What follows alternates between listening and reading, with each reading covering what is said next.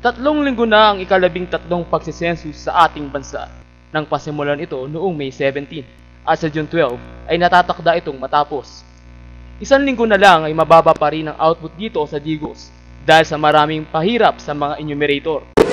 Minsan yung mga anak nila sasabihin wala daw yung mama nila, kahit nandiyan naman naririnig mo na inuutusan yung bata na sabihin mo wala. Yun yung sinasabi. Dahil sa pag-iingat sa panganib ng salise o panloloob ng bahay, hindi basta-basta ini-entertain ng mga enumerator at pati ang mga bantay na aso ay panganib sa kanila.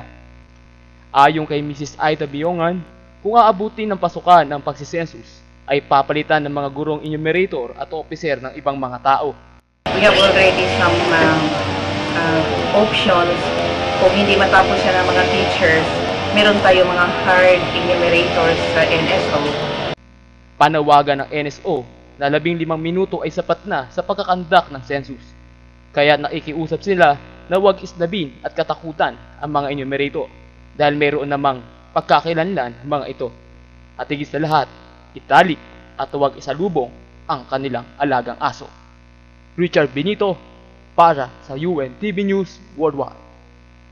Richard Benito para sa Hato Balita ng UNTV News Worldwide.